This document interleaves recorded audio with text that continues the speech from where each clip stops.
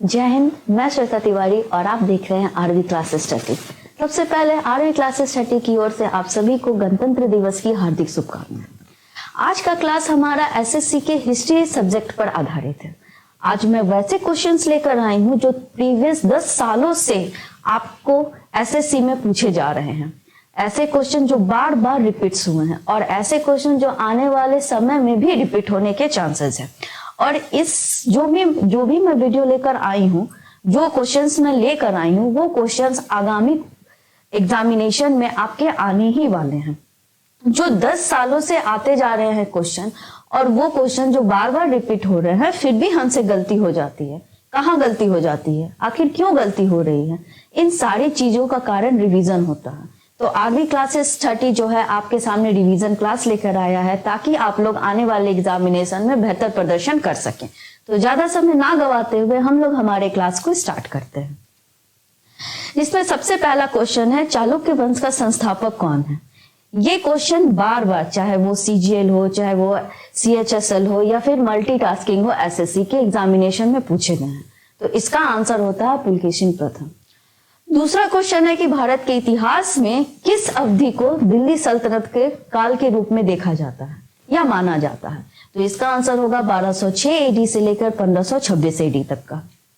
तीसरा क्वेश्चन है 1876 यानी 1876 में कोलकाता में किसके द्वारा इंडियन नेशनल एसोसिएशन की स्थापना की गई थी। तो इसका आंसर होगा विपिन आनंद मोहन बोस। आनंद मोहन बोस के बारे में मैं आपको बता दूं, जो कोलकाता के एक महान नेताओं में से एक थे, जिन्होंने 1876 में इंडियन नेशनल एसोसिएशन की स्थापना कर हमारे भारत की जो आजादी थी उसमें एक महत्वपूर्ण कदम, एक महत्वपूर्ण योगदान दिया था। चौथा क्वेश्चन है कि डैश से ईस्वी में तैमूर लंग, जो तैमूर भारत आया था, दिल्ली पर आक्रमण किया था, किस राज्य वंश को, किस साम्राज्य को, मतलब तुगलक का जो साम्राज्य था उसको अंत किया था, किस ईस्वी में अंत करने का चिन्हित कर दिया था उसने। तो इसका आंसर होगा 1398। 1398 में जब तैमूर भारत आया था तो उसने तुगलक साम्राज्य के अंत को चिन्हित कर दिया था, यानी कि उसको उसकी समाप्ति की ओर, उसके पतन की ओर ले गया था। पांचवा क्वेश्चन है कि निम्नलिखित में से कौन सा वर्ष 1556 में मुगल सिंहासन का उत्तराधिकारी बना। मतलब किस वर्ष, मतलब कौन सा इसमें जो मुगल शासक है जो 1556 में मुगल सिंहासन का उत्तराधिकारी बना। तो इसका आंसर होगा अकबर। अकबर एकमात्र ऐसा राजा था जो 14 वर्ष की आयु में ही मुगल सिंहासन पर बैठा था। छठा क्वेश्चन है कि वर्ष 1975 से लेकर 1977 के बीच में जो आपातकाल, जो इमरजेंसी जो हमारा भारत में लागू हुआ था, उस समय प्रधानमंत्री कौन थे। तो उस समय प्रधानमंत्री इंदिरा गांधी थे। उसके बाद आगरा में यमुना नदी के किनारे अपनी मुमताज महल के लिए ताजमहल किसने बनवाया था। ये क्वेश्चन एसएससी के सीएचएसएल में और एमटीएस में बार बार पूछे गए क्वेश्चन होते हैं कि ताजमहल का निर्माण किसने करवाया था। तो ताजमहल का निर्माण शाहजहां ने करवाया था। छोटा नागपुर के आदिवासियों के अनुसार किसे दिगु कहा जाता है। तो बाहरी लोग। अब ये समझते हैं यहाँ पे कि बाहरी लोग क्या होता है, केवल फॉरेनर नहीं, जो विदेश से आए हुए उनको नहीं, एक स्टेट से दूसरे स्टेट में जाने वाले लोग भी उनके लिए दिगु के रूप में माने जाते हैं। 9वां क्वेश्चन है कि निम्नलिखित में से कौन सा विदेशी यात्री एक इतालवी व्यापारी था जिसने विजयनगर साम्राज्य का दौरा किया था। तो इसका आंसर होगा निकोला दी कोंटी। निकोला दी कोंटी एक इतालवी व्यापारी था, मतलब इटली का व्यापारी था, जो विजयनगर साम्राज्य के दौरे पर आया था। 10वां क्वेश्चन है कि बोध गया क्यों महत्वपूर्ण है, और बोध गया जो है बौद्ध तीर्थ स्थल क्यों कहा जाता है।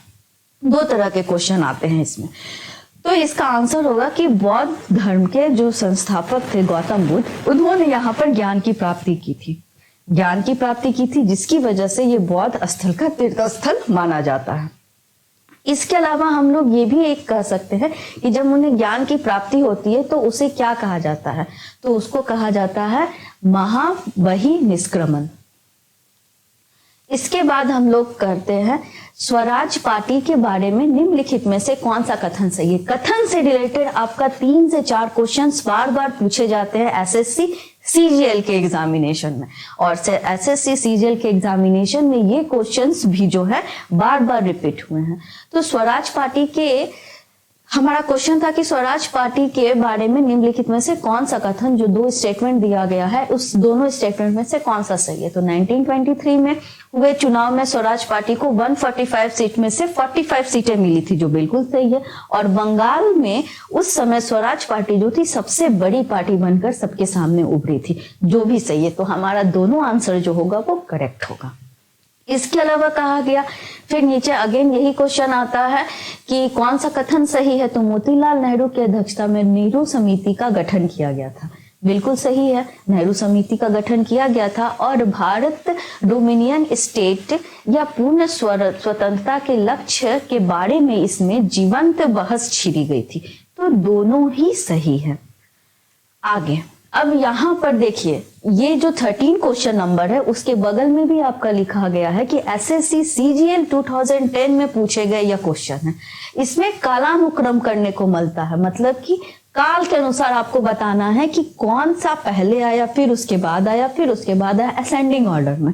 तो यहाँ पर सबसे पहले अगर हम नजर डालते हैं तो इतालवी जो तुर्क थे वो सबसे पहले भारत में आए, उसके बाद खिलजी वंश आया, उसके बाद आपका तुगलक वंश आया, फिर लोदी वंश आया, देन सैयद वंश आया।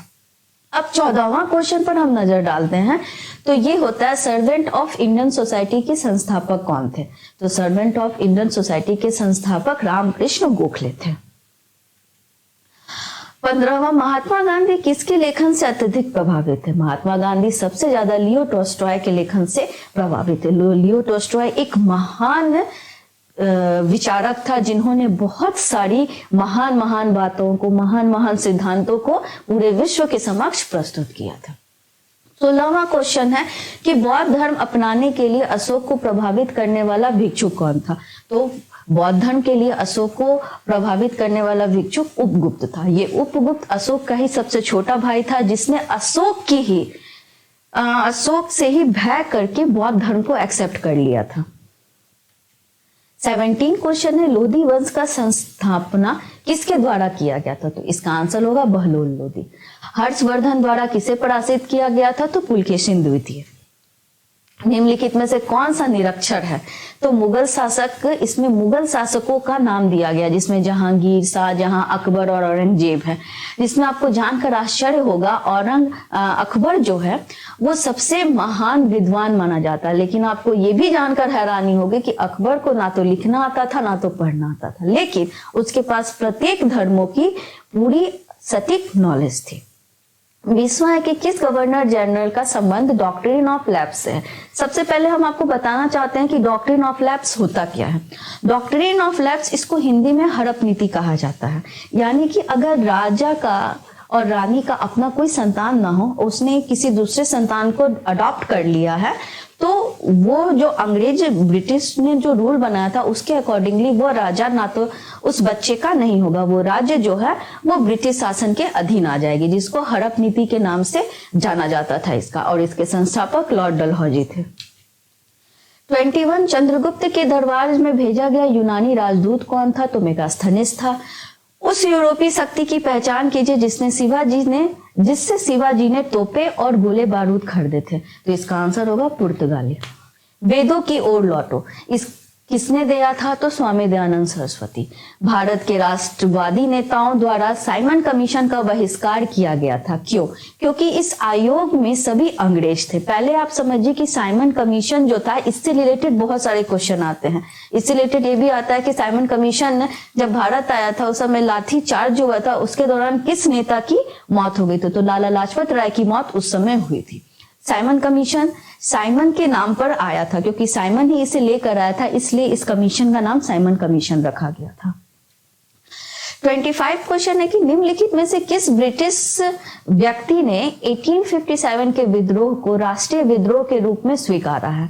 तो इसका आंसर होगा डिजरेली। डिजरेली एक ऐसा अंग्रेज जनरल था जिसने ये स्वीकारा कि 1857 का जो विद्रोह था वो राष्ट्रीय विद्रोह था। परंतु अगर जब आप इस 1857 के विद्रोह की गहराई में जाइएगा तब आपको ये राष्ट्रीय विद्रोह जो होता है वो नहीं आता, क्योंकि राष्ट्रीय विद्रोह हम किसको दर्जा दे सकते हैं। राष्ट्रीय विद्रोह हम उसको दर्जा देते हैं जब प्रत्येक लोगों का जो विद्रोह होता है ना किसी एक चीज के लिए होता है। लेकिन अब हम 1857 का विद्रोह देखें तो हर लोगों ने विद्रोह तो किया, सभी लोगों ने विद्रोह किया, लेकिन सबका अपना अलग अलग मोटिव था। आगे इसके बारे में भी मैं आपको विस्तार रूप से बताऊंगी, लेकिन हमारे नेक्स्ट क्लास में। अब हम पहले बात करते हैं 26 क्वेश्चन में। तो निम्नलिखित में से किसे भारत की झींगा राजधानी कहा जाता है? तो नेल्लूर को भारत का झींगा राजधानी कहा जाता है। ये 26 ऐसे क्वेश्चंस थे जो आपके एसएससी एग्जामिनेशन में बार बार पूछे गए हैं और ये आने वाले एग्जामिनेशन में भी पूछे जाएंगे। इस तरह के और भी बहुत सारे क्वेश्चंस मैं आपके सामने लेकर आऊंगी। तब तक के लिए थैंक यू।